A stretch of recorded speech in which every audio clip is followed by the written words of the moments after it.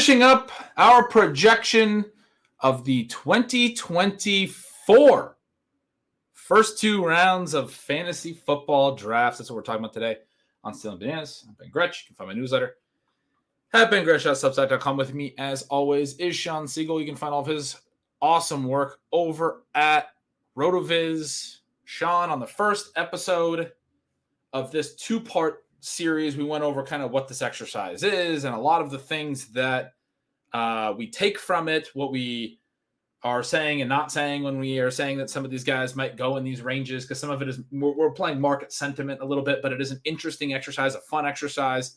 It's something we've done the last couple of years, and we've had some success. We've had some really interesting takeaways, not perfect predictions by any means, but certainly one of the big ones last year was to be avoiding a lot of those older backs that were going in the first 2 rounds last year that we didn't think they could stay there, and they probably weren't going to have great seasons last year, and that more or less proved to be fairly accurate. Shawn, in the first episode, we went through our first rounds. I'll just read them real quick. Yours was Jamar Chase, Justin Jefferson, Garrett Wilson, Jalen Waddle, Breece Hall is your RB1 at the 105, Jackson Smith and Jigba, Bijan Robinson, CeeDee Lamb, Amon-Ra St. Brown, Jahmyr Gibbs, Jonathan Taylor, and Tyreek Hill. That is your projected first round for 2024 fantasy football drafts. Not what's happening in a couple of months here, but what we expect to happen a year from now. Mine started with Justin Jefferson. It was a little bit more running back friendly. So I went to Breece Hall, 102, Bijan Robinson, 103, Jamar Chase, Jonathan Taylor, Garrett Wilson, Amon-Ra St. Brown, Christian McCaffrey, Cooper Kupp, Tyreek Hill, Jahmyr Gibbs. And then my 112 was a player that we didn't talk about in the last show, didn't make it into your first round either. You have him at 207. He is your RB6. He is my RB6 as well. So it's the gap here is a little bit about, I'm thinking the market's going to be a little bit heavier on the running back position. It's Travis Etienne, who is getting he's falling right now. I was able to get him in a main event last night in at the 510, which was incredibly late, I thought, for in an FFPC. We didn't take him at the 403, and he comes all the way back around to the end of the 5th round. A lot of concern about Tank Bigsby taking all of his high-value touches, playing on a short yardage snap in the preseason. I think it was JaMycal Hasty played some on the passing downs. But Travis Etienne's a player who had a really good prospect profile, really good athleticism profile, drafted in the first round. Yes, it was a previous regime. He gets hurt, misses a year as well. There are some concerns, but then comes back last year with this great profile behind him and runs for over 5 yards a carry and is really efficient, over 7 yards per target in the passing game. And people are just projecting out his volume. I mean, projected volume is where we run into mistakes in fantasy football, isn't it? Yeah, I've been drafting him in the 4th round a lot recently because I want to get my exposure up. There was this weird dynamic where I've been a little bit scared of Tank, despite the fact that the actual talent gap between these two players is massive. And then Doug Peterson came out and said, he could run for 16 or 1700 yards. And I'm like, well, I mean, this is maybe my favorite current player from a talent perspective at the running back position, certainly when you account for sort of where he's going. So is he as good as Breece Hall? Probably not. But Etienne was so good last year. And one of the things I wrote about in that piece is that Peterson claims he's going to run for 16, 1700 yards, but then makes all these claims about the things he did wrong last season, which you can look up in our Advanced Stat Explorer, are not true. So he's so good that he's able to overcome like the perception even of that. But then you think, like, what would happen if he took the next step? And one of the things I always like to do, again, for like calibrating our expectations of talent, is to think through where some of these guys were as prospects. Now, there's been meaningful injury since this, but also incredible production since the injury. But you think back and you're trying to calibrate your expectations, like, okay, well, Bijan Robinson is going in the middle of the 1st round right now. You look at their peak seasons in college, Travis Etienne averages more than 1 yards after contact per attempt, higher than Robinson in their 2 peak seasons. His evasion rate is 9 percentage points higher. It's over 40%, which is insane. his yards per route over a yard per route higher in terms of peak season. That's a lot. Over a yard per route higher. Right. So again, when people are like, oh, Tank Bigsby is going to do this, Tank Bigsby is going to do that, I'm like, he really struggled in college. Right. People, when they're looking at his prospect profile, like, well, he was a big time recruit and he did some things as a young player. And then the offensive environment got worse. So there are some excuses for him. And you're like, you don't really need to make excuses for Travis Etienne. I mean, he's just that good. Is there a world in which he just gets hurt? I mean, obviously that world exists. And you think about some of the other guys that we have liked in this general range in the past, and you look at a DeAndre Swift, who from a pure talent perspective probably should be at the very least a second round pick, but now people are scared of Kenny Gainwell and how's the Eagles offense going to work. It's possible to get in bad situations. It's possible to get dinged up. It's possible for guys who are going to be very good on a per touch basis to not really have the profile we're looking for. I think that Etienne is both too good, is in too good of a situation, and is too early in his career coming off of what was just a fantastic debut in the NFL to be there with thinking through his risk. So when you're telling me you could see him in the first round next year, I can certainly buy that. I've been a little bit more conservative, putting him kind of mid-second, but mid-second in the current ADP environment, which, we could get a bounce back, but mid-second in the current ADP environment is being very high on a running back. It is, yeah. And like I said, it's RB6 for both of us. I think you broke down Etienne very well. I would just, make some other comps. You brought up Bijan. I think people are worried about the high value touches, but they are to such an extent that they're not paying attention to the profile, like the way that the market is playing it. You just laid out why the profile is so good. It could be in some ways comparable to like Nick Chubb, who is a player who doesn't necessarily get the high value touch. He has gotten a lot of the goal line work the last couple of years. So I realize the touchdown expectation might be different. But part of the reason Nick Chubb continues to go as high as he does is he's just really, really good as a running back. Etienne is a good running back. And it's bizarre that he didn't get enough receiving work last year because he was so productive on the work that he did get. There is stuff in his scouting report. People who watch him say he's not a natural receiver. He does have, a little bit of drops issues here and there. But when he gets the ball in his hands in space, he has such an electric ability that he still is a very efficient player in the passing game. So you would think over the course of his career, his coaches and his teams would be like, oh, yeah, well, you have to deal with the occasional drop. But when we get him to the ball on these pass plays out on the edge, we get 60-yard gains out of it. That seems pretty good. Let's do some more of that. When we do it for Tank Bigsby, he just doesn't have the same burst. I watched their preseason game. Tank Bigsby had a long run, looked great.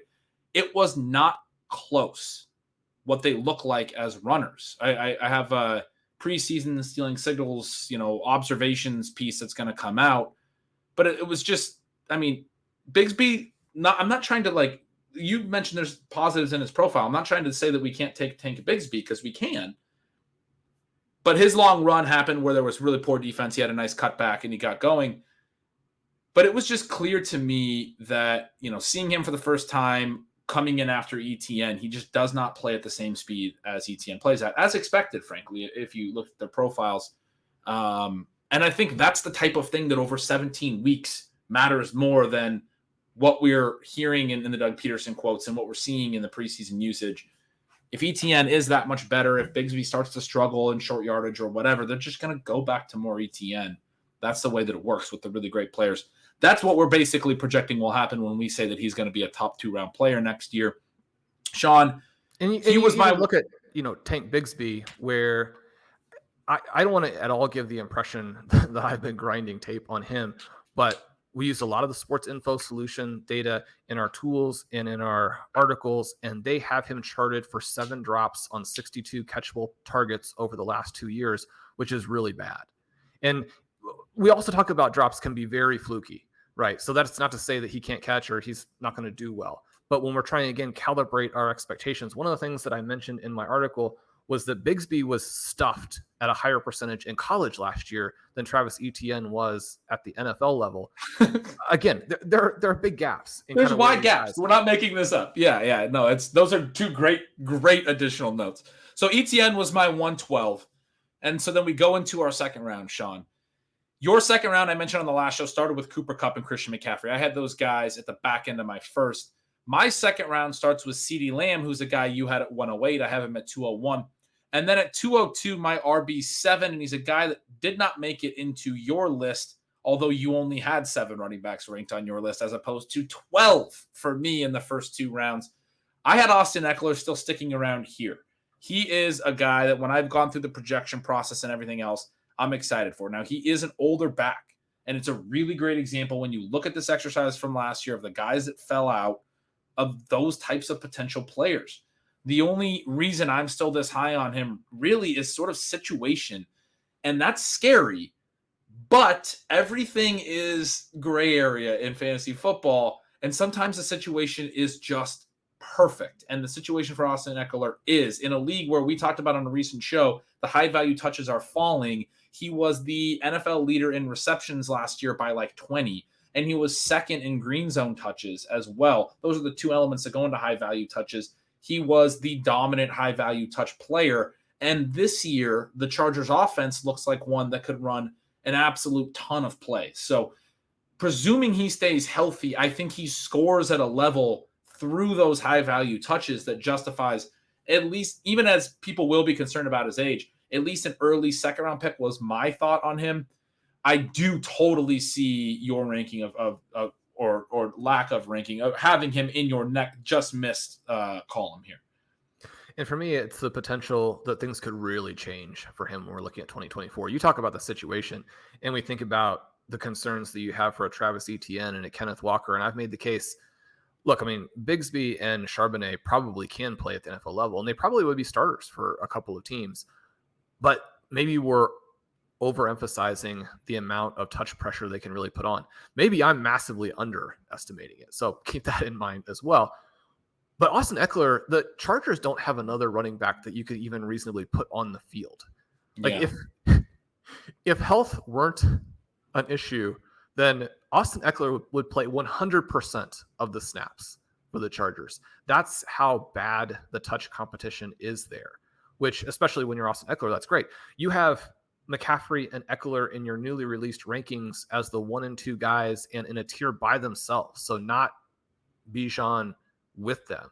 I think that makes perfect sense for 2023. I think that we could have Eckler be not necessarily a league winning back, but a back where if you draft Eckler and then you draft a good team, you're going to be in great shape. And you come out of 2023 very happy with that. And then still when you're looking ahead to 2024, you're thinking this is, I mean, we saw kind of the beginning of the end last year, and I don't want to be in on that Kamara collapse, Cook collapse type of season in 2024. I'm going to look at him more in the 3rd round. And if he has as good a year as we both kind of think he will in 2023, if you wait till the 3rd round of 2024, you're probably just not drafting him. But I think, I mean, after you just laid that case out, I think you're absolutely right. The backups have been so bad for so long, and even if he gets a little nick or something this year, they're gonna upgrade that RB2 spot, and it is gonna hurt his ADP when he goes into his age 28 season. I think it will be next year, or maybe he's already 28 this year. So it's up there. It's not 26. You know, we are talking about a guy who is the market's going to get scared off by that age number is the point.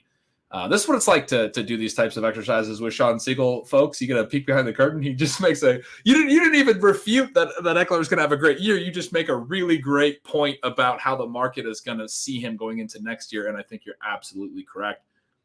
Your 201, 202, I mentioned Kupp and McCaffrey. Your 203 is A.J. Brown.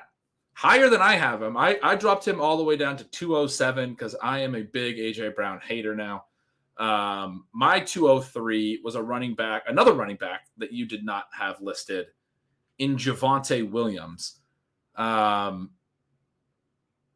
do you think about that ranking, Sean? Javonte Williams in there? Yeah, I mean, A.J. Brown, I think people can guess what we're thinking in terms of having him fall to the second round. Yeah, no, Javonte is so interesting. And I'm looking at it here, and I kind of want to give you a hard time because You have him ranked 17th. I mean, if he's going to jump into round 2, he's going to need to outperform your ranking. You have him at 17th, and you have him after what I'm looking at your sheet, which I love, which you not only have the rankings and the tiers, but I love the spots in the rankings where it says big tier break. That's my favorite. And we were kind of joking about looking at these two together, and I am currently doing the Apex Experts draft, and I select at, I don't know, one of the turns, Evan Ingram, and I pull up your rankings, and my two choices there, I thought about going with both Freiermuth and Ingram. I decided to pull a trigger on the Jacksonville guys together. I'm looking at this. I selected Evan Ingram, which is after a big tier break from Pat Freiermuth. So that's a lot of fun. Anyway, Ben's ranking's fantastic. Make sure you subscribe over to Stealing Signals. Yeah, I like to do them all in tiers just to explain. But in a couple spots for each position, I have the bigger tier breaks where there's some pretty big drop offs. It's something that a subscriber suggested a couple years ago, and I think it makes sense. Some of the tier breaks are larger, so it's important to emphasize that. I love it. I love it. So you did give Javonte Williams the honor of bolding him, at least, which makes him a target. But you've got him ranked 17th. He's going to have to blow that away to get up here into round 2. Now, Javonte Williams is another one of like the 4 or 5 guys that I'm looking at on my board that are such clear values that I've written many, many words on them. You don't have to sell me on Javonte Williams' talent. Are we thinking that he's going to be healthy enough right away? Because one of the things is that he seems to be ahead of Breece Hall, and yet I do think that there is a potential element where it's a little bit of a slower build, and maybe Breece Hall kind of blows by him, and at midseason, Hall is in a better spot, and we're really looking at 2024 as the season that Javonte Williams unleashed on the NFL and just wreaks havoc. Now, that would fit with your ranking of him, but are people going to be seeing that ahead of time enough to draft him in round 2? I think the exciting thing in 2023 drafts, and that justifies around 17 or the 17 RB 17 ranking from a positive perspective. You're saying it's too low, and I love that, but it is a lot higher than the market. Is that we could see some really great production down the stretch and see the special stuff we talked about on the last show when we went through Jonathan Taylor. Sort of a similar idea where if there is a little bit of a slow start, or I don't think the holdout's going to be that big of a deal, but by the end of the season, you're going to see some special things from him. And it's part of the reason we expect him to be back in the first round next year. Javonte Williams is a guy. I think you laid it out exactly how I was thinking through it, in fact. And really the only reason he comes in here for me and he lands on your just missed list is I have way more running. I'm projecting a more frothy running back drafting marketplace where he's my RB8. You only projected 7 running backs in the first 2 rounds. I don't think you have him as your first running back off the board after these 2 rounds. So you wouldn't necessarily have him at RB8, but probably not too far behind where I was ranking him within the position. But very similar to how you described it, I think it will be sort of a slow build. That's sort of what we're looking at. But that drafters this year will get mid-season and late-season production that, as you asked the question and pose it to me, when we go into next offseason, we'll get them very excited about Javonte Williams again, and they will be projecting it forward and excited to rank him into the second round again. That's sort of the thought process, at least. So he's my 203. My 204 and 205 are guys you had in your top 6. Jackson Smith-Njigba and Jalen Waddle. We talked through them on the last episode. Your 203, AJ Brown, your 204 and 205 are 2 players that I didn't want to leave off. So I did the same thing I did last year. I'm just like, I love to cheat about this. And I just put them both at the 212. So I have Chris Olave and Travis Kelce as my 212s/301s. You have Olave at 204 and Travis Kelce at 205. So not projecting as much of a drop from Kelce or for Kelce as I am. And we talked through on the last show a little bit about how these older guys, even when they have great years, are going to fall probably. So Kelce maybe not 100 points better than all other tight ends like he was in 2022. Maybe he's only 50 points better than all other tight ends in 2023. And then probably he's a second round pick because people are going, well, now he's 35. He's fallen off. But Olave is an interesting one because you have him at 204. I have him falling almost out of this round. he is someone to me. We talked on the last show about sort of this difference between like the really transcendent talents and how Jamar Chase, even when his numbers don't necessarily back it up, is just so good. There's a reason he's going at 102, even though we had missed time last year and all of those things. I think Chris Olave is an incredibly good football player. I think I'm drafting a lot of him in the second round this year. I think he's going to be right at the 2-3 turn next year. I don't think he's going to make the type of step that I projected for, like a Garrett Wilson, when I ranked him at 106. And I think next year there'll be a little bit less excitement over him, basically, going into year 3. Still like, oh, he's very good. We're going to rank him at the 2-3 turn. But that he's going to slip a little bit from where he was ranked this year, basically, despite what I expect to be a very good 2023, but sort of on this track where he's no longer viewed as a budding future top 5 pick type. You have him at 204, so it doesn't seem like you're thinking he's a future top 5 pick type. What do you see for him in 2023 and 2024? I think he's going to be good, right? I think he's going to be one of these players where if you draft him in the second round, you're going to be fine with that. And there's certainly some upside from there. One of the things that's easy to miss when you're nervous about Derek Carr, which is certainly justifiable, is that maybe Derek Carr is one of these guys where with the alpha, you actually get locked into quite a bit of target volume, and maybe at depths, they'll work pretty well for you.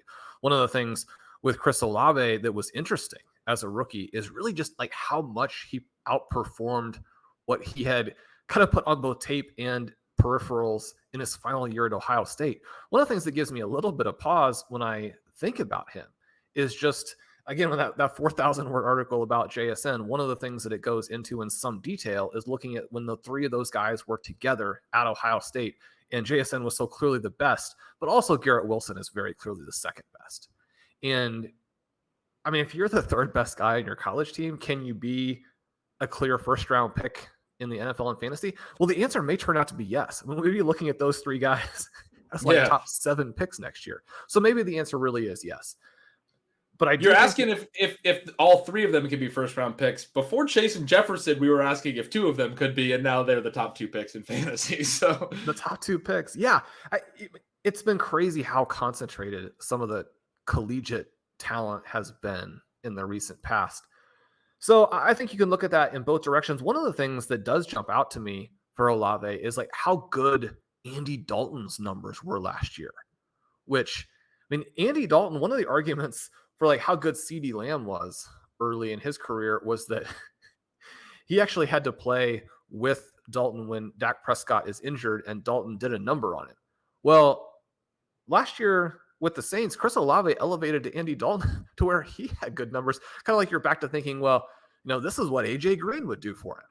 And so when you look at the kind of causation from wide receiver QB and the different ways that it flows, that portion was pretty interesting. I do think too, as a floor play, that when you think about the environments there in the NFC South, you think about the fact that the Saints are going to play all those games in domes, and you contrast that with the Jets and some of these other players from the AFC East, where you start to get to the high value games in fantasy. And you're like, well, are they going to be playing in mud that's sloshing around? Is it going to be raining sideways? Are we going to get sleet and snow and 30 mile per hour winds? We tend to not put too much emphasis on that, again, from kind of a global perspective, but there are some little elements here that I think do help Olave and give him the kind of floor where I think he'd have to be pretty bad in 2023 to not, be a top 16, 18 pick next year. I think that makes a lot of sense. I guess I'm a little bit concerned about just a little bit a healthy Michael Thomas, who's obviously years removed from when he was at his absolute peak. But all the, I watched their preseason game, all the buzz about Jawan Johnson, Derek Carr threw to him like 3 times in a row. And I was just like, oh, man. I mean, like Jawan Johnson and Michael Thomas going to hurt the Olave breakout. But maybe I'm just, I just watched this game yesterday. So maybe I'm a little bit reactive to that right now and won't even be feeling that way a week from now. That was your 204 and 205. I mentioned mine were JSN and Jalen Waddle, guys you had in the first round. We have the exact same 206, Mark Andrews, probably fairly Easy to figure out why we have him there, a guy who's been floating in this general range or into the third round the last couple of years. We do expect a bit of a bounce back to get him back into the second round. At 207, you have ETN, who we just talked about at the top of the show. I had at 112. And I have AJ Brown, who we just mentioned you have at 203. So that gets us to the back 5 picks of the second round. And to this point, I've only had 2 more running backs in my second round. It gives me 8 running backs total so far. To this point, you have 6 running backs. So we are pretty close to, much more closer to balance at this point. But these final 5 picks, I jammed in a bunch more running backs. You jammed in a bunch of receivers. Which, I mean, we love the receivers. I totally get. I'm mostly thinking through what I think the market might do with some of these guys, and that some of these running backs are going to be desirable next year. There is one running back that we both ranked, and that is Ramondre Stevenson, who I have at 209. You have at 211, moving up just a touch from where he's at right now. The other 3 that I have are Kenneth Walker, Saquon Barkley, and Tony Pollard. Barkley and Pollard are obviously going higher than this spot, having them fall just a little bit, thinking maybe good but not great seasons necessarily. You have Walker and Barkley on your next list. You didn't even mention Pollard on your next list. Was that an oversight, or is that a kind of a statement on Pollard? The Pollard situation I have a hard time with, because he's the profile of back that I've always really liked. But he's also the profile of back that I try to not chase. And that's been, really one of the kind of foundational tenets of Zero RB, is that you draft these guys who are so exciting and you win with them and you fall in love with them. And then the next year you have to actually let them go. I don't think Pollard has the overall profile to command the right kind of workload to stay in that range to score that many points. I guess I'm not that worried about the Dallas offense. A new writer for us, Matt Irby, has written about Dallas and how they're probably a little bit oversold. And so it's not really selling this McCarthy team as much as it is thinking that Pollard probably is one of those guys who belongs more where you're getting guys like Travis Etienne right now, where you're getting a Kenneth Walker right now. If we get another year that is good, not great, and we make it another year that's great, right? And he'll more or less hold. But that's the kind of range that I think he probably should be going in if we're not overreacting sort of viscerally to what happened last season. I think that makes a lot of sense. And then Walker could probably be viewed sort of as the Pollard riser, has a similar season to what Pollard did last year maybe, and is up here next year. So those are the running backs I had. I mentioned I had Olave Kelsey as sort of a combo 2.12. So that's the rest of my list. The rest of your list includes Ramondre Stevenson at 211. It includes T. Higgins at 209 and Devonta Smith at 210. I wound up, I dropped Devonta out. I thought I left T in, but in adding all these running backs, somehow managed to knock T out. So I have both Devonta and T sliding out. It wasn't really intentional on T. I probably would have taken one of those running backs out actually to get T back in. But you have them at 209, 210, not really particularly hard to understand. You do have Higgins ahead of Devonta Smith, which I think is at least a little bit notable, but not really particularly hard to understand that those guys are going in those ranges. The 2 really exciting names that you have here to close your second round are George Pickens at 208. So if you're wondering which of the youngsters, Sean, I was wondering which was going to make it in here. I thought maybe it was going to be Jahan Dotson. I thought maybe it was George Pickens at 208, and then a rookie going into year 2. Another one. You had Jackson Smith and Jigba at 106, and it's Quentin Johnston at 212. And so, Sean, we could talk about both of these guys pretty easily, but Johnston is one who has a pretty newsy first preseason game where a lot of people were pointing out drops. He had a couple of drops. First play's a comeback. He doesn't really make a strong play on the ball and drops it. Second deep ball over his outside shoulder. A little bit of a tough play. I think it's one of those plays where if he brings it in, people are going, ooh, this guy's a star. But still should have caught it, and it is still a drop when he drops it. Does wind up catching a touchdown on a really nice fake out in slant move and gets just basically wide open for an easy throwing lane. You see the size. What I loved about it was that the team seemed, I mean, they didn't have all their guys active. They had very few. He was playing with the backups. But they seemed to say, we want to speed up your timeline. We don't want you playing 30% of the snaps in week 1 and then building to a big snap roll late in the year. We want to get you out there and throw to you every single play. They threw to him on the first play in the flat. They threw to him on a curl not long after. They took the deep shot to him not long after. They took the shot to him in the red zone, called a play where he was the first read in the red zone when they got that opportunity. He winds up with 6 targets, which limited preseason run. Guys are not usually racking up 6 targets. He barely ran any routes. I wonder what his targets per out run was in that game. Probably 50%. I mean, it was absurd. They were trying to get him in the flow of things. I took all that as much more of a positive than I took the drops as a negative. It looks like they're thinking he's got to be a big part of this offense this year. We want to get him up to speed. What is the bull case on him? Well, this is a 6'3", 280-pound, 280. He's not 280, but a 6'3", 208-pound receiver with 97th percentile explosion. He's a guy who, again, with the SIS numbers that are a little bit different than if you're looking at PFF, had 3.4 yards per route last season, 3 consecutive good years in yards per route at TCU, and had crazy numbers in broken tackles and forced missed tackles per reception, right? So you're talking about a guy who is checking all of these boxes that for fantasy you love. And one of the things that has really jumped out at training camp with him is he's making all these highlight catches that sort of offset the drops. One of the concerns for Johnston was that he's not a great contested catch guy, which would wipe out a lot of that 97th percentile explosion.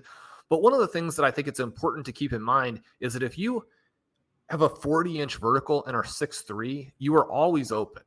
And that helps you because they can just throw it up to you. If you don't catch all of those, that's fine. I mean, yes, you'd prefer to catch as many of them as you can, and he has been in practice. But if you have some of these plays where because you have that always open ability, you're being put in situations where you just simply don't make all of the catches, that doesn't take away from the rest of the profile where he's also a manufactured touch guy. But we're talking about a guy who is always open and is also a manufactured touch player. It's this potential fantasy bonanza. Now, he wasn't so good at TCU where you just ignore everything else and say draft him everywhere and figure out how to move up for him in Dynasty and make all these moves. There's a little bit of risk with him, and you would still prefer that he had been even better in college. We want to get that on the record too. But when you look at someone who's come out and is having a fast camp as a rookie and has all of these things that he can do from a traits perspective, was a first-round pick, and has Justin Herbert. So I've written some things that are not necessarily anti-Justin Herbert, but a little bit skeptical about where he goes in a variety of formats. I think that Herbert is one of these guys who, in many ways, is a better reality player than he is a fantasy player, even though he's got some really good fantasy seasons from, look at 2021, for example. But the other thing here, and you talk about wanting to be a year early instead of a year late, but also if we're talking about what's going to happen in 2024, you have age risk for Keenan Allen and Mike Williams. I don't want to say he's just a guy. That doesn't quite do service to him, both what he was in college and what he has managed in these, very brief, healthy stretches as a professional. But if Quentin Johnston is the good version, if he's the exciting version that we saw at times at TCU and you're seeing in training camp, there is nothing about what Mike Williams does that will block Quentin Johnston. So you can kind of remove those guys almost from the equation. And if Keenan Allen is good enough in 2024 to draw some coverage and to keep people off of Johnston, then that's actually a win for you, I think, as someone who, is a Johnston dynasty manager or is thinking about him next season. I think that Johnston has a good year, blows up. Like you said, they want to get him involved early. They need him to take that step back as an offense to compete with the Kansas City Chiefs. Because we tend to think of, it's the Bills and the Bengals and those teams want to beat the Kansas City Chiefs. It's not just them.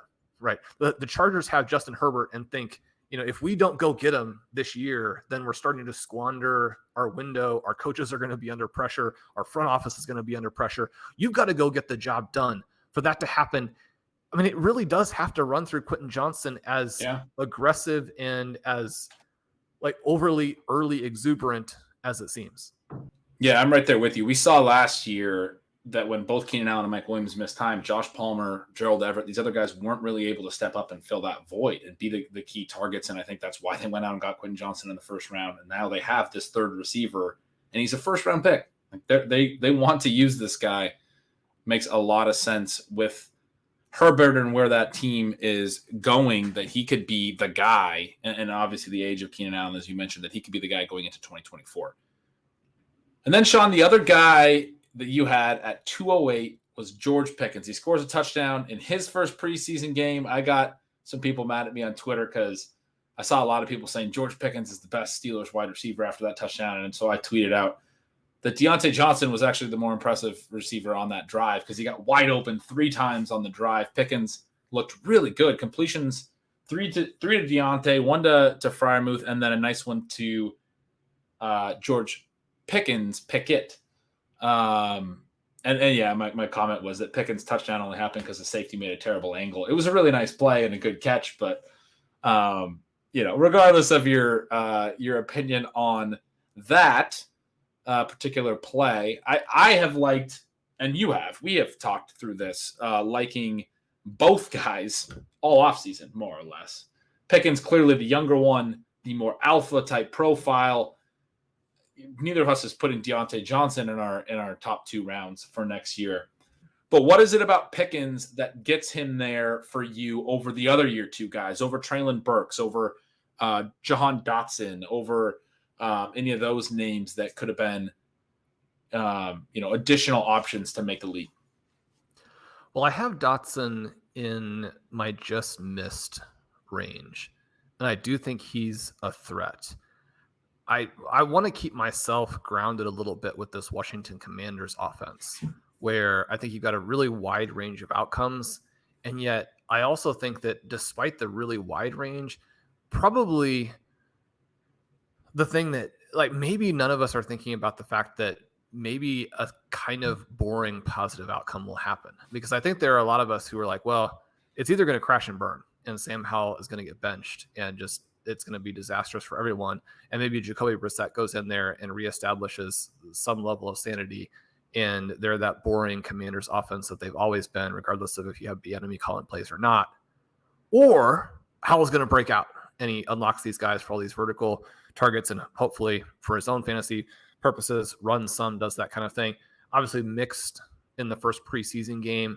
I loved when he extended that drive by making the defender who would have stopped him short of the first down, kind of a one-on-one, makes the guy miss like it was nothing. And so it's not going to always happen, but you like to see that athleticism from him. Also, some good things deep. They have trouble blocking anybody. That's going to be a problem, especially since Howell will take some sacks. Is it going to be Dotson who scores the touchdown over the other pieces there? I mean, obviously Terry McLaurin's still there and still good. There was an early target to Curtis Samuel, which I think, you really should have him on your radar late. Talk a lot about Dotson or the Commanders in general. I think what we're most likely to get is this kind of building year where they are solid and the pieces look good. And then maybe you're starting to build some enthusiasm for 2024. And that wouldn't be quite enough, I don't think, to elevate Dotson. Because among other things, if he's going to get into that range, he's going to have to overcome Terry McLaurin. And we might still be a year early on that, even though Dotson has demonstrated an incredible nose for the end zone early. Blair Andrews has a fantastic article on metrics that make a difference for fantasy, and specifically looking at things that are undervalued in terms of that difference between how they predict ADP versus how they predict fantasy scoring. And hopefully it doesn't come as a huge surprise to our listeners, but things that people like to bag on, like scoring touchdowns and different efficiency measures, are actually something that you really want to lean into when you're trying to find guys who are going to have that positive gap between where they're drafted and where they end up scoring. I think Dotson is a good guy there. But the other guy I think is really good for it is Pickens, right? Where you have a player who, we would have loved to have seen him command more targets last year. And there are elements that come up that raise some red flags about his target generating capacity. And that part of it, I think, is interesting. because we don't want to go into this saying, oh, George Pickens, he was good like way, way back as a freshman in college. He caught some highlight passes last year. He's caught some highlight passes in training camp, and now he's going to be the next superstar. That's too simple of a way to look at it. We always talk about how you can make things overly complicated and just like focus on like how good is the guy. But you can also be too simple. I think that would be too simple. But you have a lot of elements for Pickens where he's probably being asked to do some things that artificially deflate his target generating capacity. And one of those would be to run relatively simple vertical routes to where he wasn't really being asked to do anything other than force the defense to cover him and open things up underneath. I think especially when you have him as a rookie and you have Kenny Pickett as a rookie, those are going to be plays where he's being asked to clear out and open things up for other people, where when you look at 2023, he could actually be the target on that. And, or he's going to have a more multiple route tree that he can run. And that's one of the things they've talked about from a team perspective. He's talked about that. Ben, I mentioned from time to time that I don't consume a ton of additional media, and it's not in any way that I don't think that the coverage of fantasy sports and the coverage of reality sports in 2023 is amazing, right? It's just absolutely amazing. So it's not in any way trying to suggest like I've got it figured out and other people don't. It's the opposite of that. But yet I do occasionally run into things that are so striking to me that I, do incorporate them into my thinking and want to mention them. And there was this article on The Ringer about George Pickens by Kevin Clark. And it was such a cool article, in so many ways. But one of the ways that he really brought out was that like George Pickens is a weird dude. And I don't think that probably comes as a shock to people, but it was still amazing to me, like just how weird and like how aggressively weird he is on purpose. And he was talking all the time about like, when I'm out there, I'm just trying to do the weirdest thing possible. And like pushing over defensive backs and just like running routes incorrectly or like borderline incorrectly on purpose, because if you do that, the defensive back won't know what you're doing because he's expecting you to do it correctly. I mean, this dude is so much fun, right? And I mean, there's obviously been plenty of coverage of his claim that he's the best receiver in the world, which people just laugh at because it's so obviously not true. And yet, and probably, if you're on social media, there's been plenty of coverage of like his breakdown. But I just want to mention his breakdown because I thought it was awesome, right? When you get into the detail here, he's like, I'm not going to lie to you. If you want a receiver, you create a player, it's, I'm going to put this blocking 99, catching 99, speed 99. That's me. Anybody else, that's almost like 85s. But they've got Aaron Rodgers. So he's like, it's like I'm 99, everybody else is 85, and the people who are like roughly similar, they've got Aaron Rodgers as their quarterback, like peak Aaron Rodgers. So again, I mean, Pickens, what he's put on tape in terms of actually catching the ball is insane. You've mentioned that you like Kenny Pickett. We had this little email back and forth where we were kind of contrasting some of the things in our rankings, and you're more aggressive in your ranking of Kenny Pickett. And what I'm trying to do is like find some drafts to not take him in because my exposure is so high that I'm terrified, just absolutely terrified. Yeah. Right. But he looked great in that first preseason game. So I'm ready. I'm all in.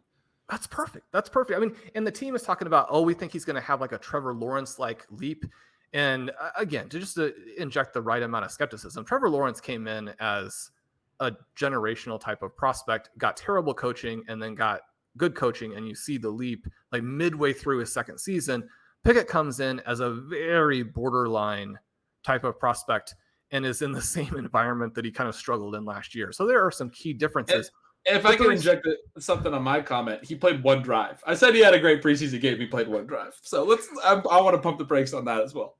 Well, I mean, throw a bunch of great passes and then go sit, right? Don't That's risk the way to do it. So I think there are a lot of things going in the right direction here. You listen to people who are following the Steelers, which that can be a real danger, right? Some of the worst recommendations we've given are recommendations where you're like, okay, the team observers are saying this. And you're like, no, you've got to have the broader perspective. But the original Underdog ADP for these guys when the tournament first opened had Pickens ahead. And then you get this flip, and not just a flip, but Deontay Johnson goes ahead by multiple rounds when you have the influence of projections. And I think that Deontay Johnson is still undervalued. But when you listen to what team observers are saying, where they are claiming that you might even get a targets flip, which would be catastrophic for Johnson based on where they're targeted. But you could get that. But then also when you think about what happened last season, where Pickens' advantage on a per target basis was like over 3 yards per target, a 3.5 yard advantage on Deontay Johnson. So not that that's going to carry over either. We expect some positive bounce back for Johnson from an efficiency perspective.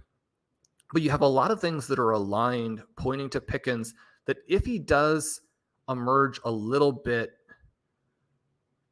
as a route runner and as a player just kind of gaining some maturity and getting into year 2, you have more upside in this setup than for a lot of other situations that I think are maybe a little bit higher profile in the fantasy community. Certainly Pickens is going to always be high profile because he's very admittedly and intentionally a clown, which is going to get you attention.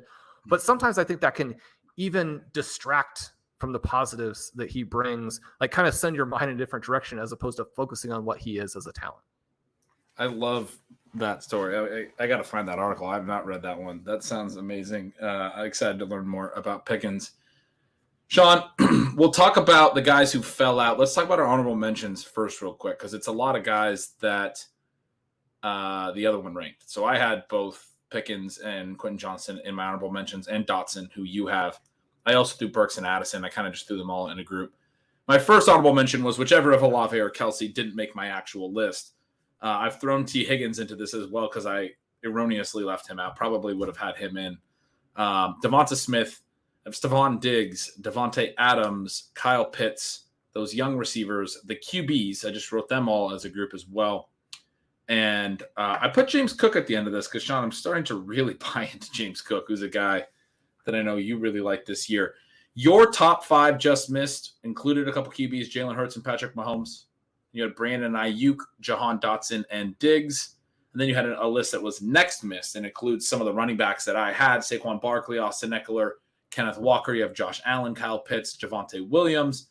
And then you have DJ Moore and Justin Fields, Deebo Samuel, and Jerry Jeudy as your next miss. So a couple interesting names there toward the end.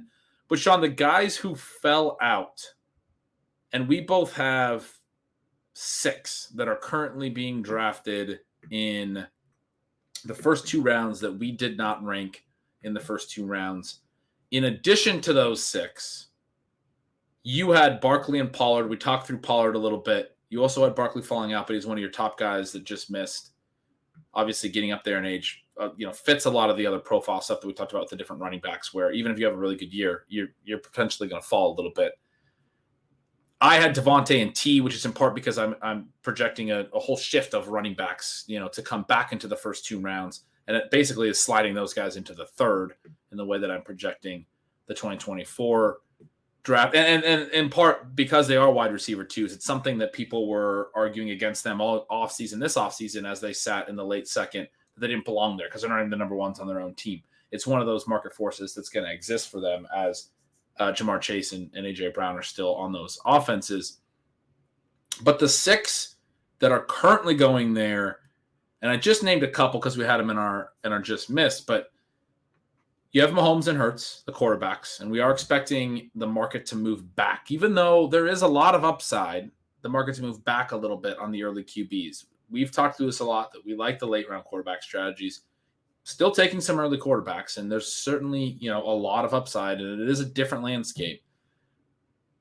But the optimism for the quarterbacks and their ability to be league winners at their prices gets trickier. And I know I'm expecting a little bit more of okay, we went too high on quarterbacks again, rebound next year. The other names are Derrick Henry and Nick Chubb. Not a huge surprise there. Devontae Adams and Stephon Diggs. And Shawn, we talked a little bit about Adams, and I think Diggs fits that as well, as a guy who, as he gets a little bit older, if he doesn't have a great season this year, probably starts to slide. Maybe he's a 3rd round pick. Maybe he's in that, DeAndre Hopkins as he starts to slide. Mike Evans was a 2nd round pick last year that we both said would fall out. and has fallen out, even though he had another 1,000-yard season. Now his quarterback retired, but he's viewed as, an older receiver. And so even if you continue to be productive, it gets trickier as you get older. Diggs certainly heading that direction, at least, if not going to be there in 2024. What are your big thoughts on the guys that fell out in the honorable mentions?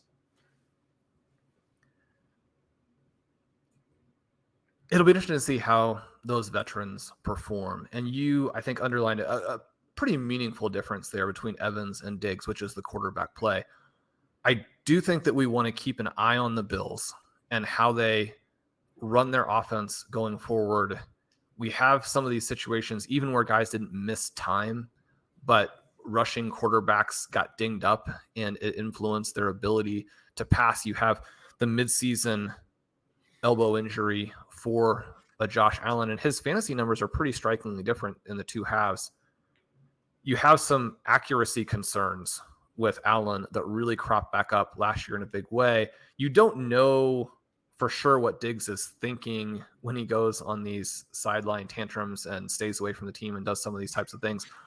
But certainly when a guy has a little bit of a hair trigger and anything goes wrong where he doesn't feel like he's getting that accurate pass when he's open and it does cause problems for the offense. I mean, you'd like to give him the benefit of the doubt and say that the thing he was most upset about as the season sort of concluded last year was that they very quickly went from being kind of the Super Bowl favorites to getting embarrassed at home by the Bengals, and he just doesn't want that to happen again.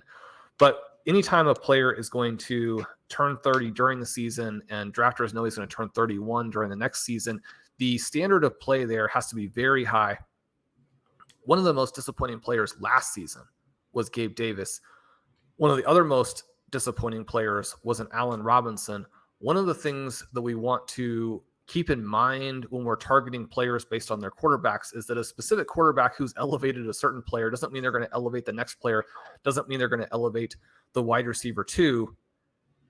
The flip side of that with the Bills is that they could be the next team that really tries to upgrade in a way that I think would be similar to what the Chargers have done this season with a Quentin Johnston. And if you get a legitimate young, potential alpha there with the Bills, then that obviously is pretty devastating for Diggs as well. I've always loved Diggs. I mean, he's been a RotoViz favorite since the first day he stepped on an NFL field. I hope that the season goes well.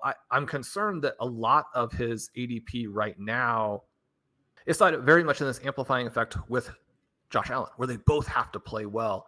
And there's some risk there. And so love Diggs, think that he could fall out and probably still not fall that far. But the issue with Diggs, and certainly if you're thinking about this exercise we're doing here and applying it to your dynasty leagues, is that you have kind of that multiple fall or multiple level risk with Diggs, where you can get a fall into round 3, whereas a 30-year-old, you won't be able to trade him for something that is as meaningful as you can still trade him for now. But you also have that potential fall to the Mike Evans level where, people are almost giving Mike Evans away for free. And so you want to consider both of those potential falls and not just the more minor one when you're thinking about pricing, when you're thinking about getting ahead of trades. Yeah, that makes a lot of sense. Shawn, this is a blast. I'm always shocked as we look back at the 2 rounds at how similar they are. We also had a lot of big differences. It's perhaps no surprise that they are similar. But again, our top 5 running backs, we talked about this on the first show, were the same 5 names. Our top 2 were the same 2 names, Breece Hall and Bijan Robinson. Our top risers at receiver, I would say, were pretty similar. We both had Garrett Wilson and Amon-Ra St. Brown making big jumps. You have JSN making a huge jump into the 106 spot, and I haven't been the early second round, and I'm the low guy, but that's a pretty big jump for him as well. We fell, McCaffrey and Cooper Kupp and Tyreek Hill into the same ranges. Not really disagreeing on a ton of stuff in terms of these profiles. I loved seeing you plant your flag on the George Pickens and Quentin Johnston plays at the back end of the second round. Those are really fun ones. Got me very excited about them, especially Quentin Johnston, who I have just an absurd amount over on Underdog. And I've had taken George Pickens plenty of times as well. That is a really fun group of receivers, and those are two to make sure you have some exposure to this year because they're going to be in the second round next year, according to Sean. I just have all these running backs, but Javonte Williams, Kenneth Walker, some of those guys that I'm excited for this year. It's going to be the dead zone running backs are going to define the season this year, Sean. That's what my list is saying. They definitely are, and we've got lots of exposure to those players. So if you are right, we may be counting up $1 million over there in the FFPC main event. I love that portion of it. Ben, I'm not going to let you go until I do get a bold prediction from you out of your honorable mentions. I'm going to put you on the spot here. I'm going to make you pick a guy. Looking at these guys that we haven't really dived into in great detail. In your honorable mention group, you have Dotson, you have Burks, you have Addison, you have James Cook. If you had to pick one guy there as the breakout star who not only is going to get into your second round, but is going to get to the 1-2 turn, who would you put your money on from your honorable mention area? Because I think drafters are going to be excited for running backs next year, I'm going to go James Cook. And Sean, a big part of that is you have really sold me on him. But I was, anyone who's been reading his signals, I was a lot more optimistic about, not a lot more, but I have been drafting more Damian Harris early in the offseason. He's had some troubles at camp. I'm talking about him sort of competing for the number 2 job with Latavius Murray. But that didn't really concern me either. I'm not that concerned about Latavius Murray because he's 34 years old. Like, I don't really, that's just, like, that's made up. That's not a real thing.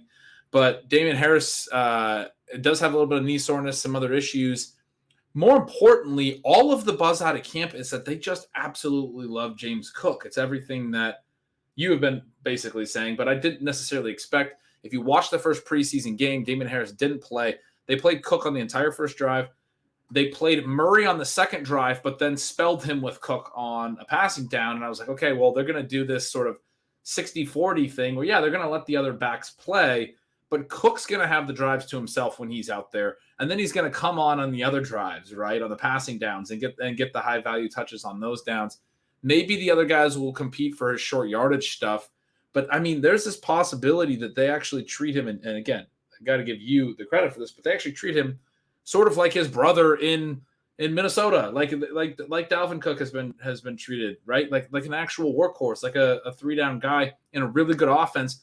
And he's explosive. He gets a touchdown run, from a little bit of distance in his first preseason game.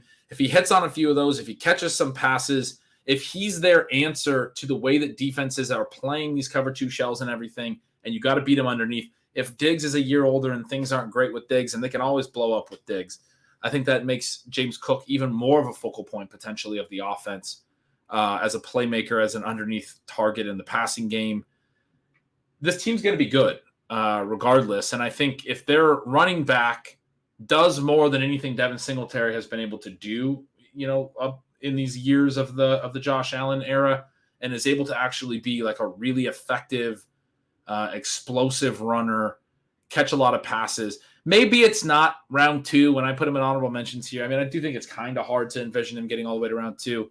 But, I mean, I could see him pretty easily be a round 3 pick next year, sort of knocking on that door, but where people are still sort of like, oh, it's not easy to project him for that. I don't expect him to be an 80% snap share kind of guy where it's easy to put him in the top 2 rounds, I guess is the way to put it. But I think he could have a really electric year. And so he's added to, a strategy piece I just wrote about the running back dead zone and the backs to target there and how they layer into different rounds. And we've talked about a lot of them on the show, the injury sort of rebound ones, the Javonte Williams, the J.K. Dobbins. And then he's sort of the cheapest of those, if you consider him a part of that tier, which I am coming to understand that I do. And so I'm gotten a lot more aggressive on my ranking on him. And that's a tier that throughout the dead zone, there's options. Kenneth Walker is the 5th round. Earlier, you might get Breece Hall in the 4th. And so there's ways to layer in running back upside in every round in a way that, we've always talked about the young guys are the detours you can take in the running back dead zone, but there's maybe 1 or 2 of them that were worth considering It's different this year for the dynamics that we talked about, particularly on the first show, Sean, where we talked about our predictions last year, and all of the guys that we expected to jump up last year all got hurt and didn't actually make that leap. And so now they're in this range, and we're projecting a lot of them to make the leap again this year and be in the first 2 rounds next year. Now there are risks there. The injuries are not, nothing, but we have a really interesting draft landscape this year, and the landscape that we're projecting going forward, Sean, for both of us, very different than this year. Different at running back in a big way. I'm projecting a lot of names up there. You're projecting different names, certainly. It's going to be really interesting to see how this plays out. It'll be a fun one to look back on. We'll do a recap of this and redo it in season as well, which is something that we always love to do somewhere around, week 8 or something. See how these picks are going at that point, and then make some new picks for the rest of the season, kind of some trade deadline stuff for managed leagues. So looking forward to all of that. Yeah, I can't wait. It's going to be so cool. I think those notes on Cook are the perfect way to kind of wrap this up and also tie it together. It wraps back around to my thoughts on Tony Pollard in a lot of ways, where the article that I wrote about Cook actually references him as the next Pollard.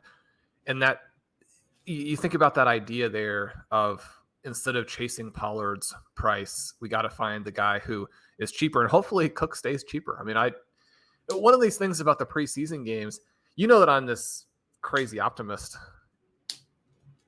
The preseason games are weird, right? Because they're almost lose-lose, where if your guys don't do well, it makes you nervous. But if they do well, it juices the price. Skyrocket. You can't get that full build. And so I'm just catch one pass and go sit on the sidelines. But I say that because Quentin Johnson was perfect, Sean. He got a lot of work. The team really liked him, but also he dropped passes, which is what held Jamar Chase's price in check his rookie season. Quentin Johnson's not Jamar Chase, but it's that type of performance where, he looked like a rookie that, people aren't freaking out to draft him. So that's exciting. Yeah. Wonderful time of year. Can't wait for all of the new posts on Stealing Signals. You want to get over there. I mentioned in the first episode in the series that Ben has been putting out one a day. So if you are missing your Stealing Signals fix, get over there, get signed up. Also subscribe to Stealing Lines, the betting project with Dalton Cates. Ben, you and I are going to be drafting, or I am going to get to draft with the three of you on Ship Chasing Thursday night. That's going to be a lot of fun. FFPC Main Event. We're going to have more and more redraft content over these next couple of weeks, as obviously, Ben, the season is right around the corner. We'd love to have you guys join us over at RotoViz. The coupon code there is RVRadio2023 at checkout. And I just want to mention again, so grateful to everyone who leaves us the ratings and the reviews, the comments on YouTube. All of those things help us in a massive way with the algorithm. As sort of a give back from me, I have a Fantasy Pros draft. That's FFPC $350 level team that I'm going to do with a listener who leaves a review. So if you want to get in for that, mention something about Stealing Bananas that means something to you, has helped you with your league, has changed the way you think about fantasy football, anything there substantive that gives people a sense of what they're going to get when they listen to me and Ben. And then maybe it's just that we want to be like discount George Pickens, where we're weird. So leave us some reviews.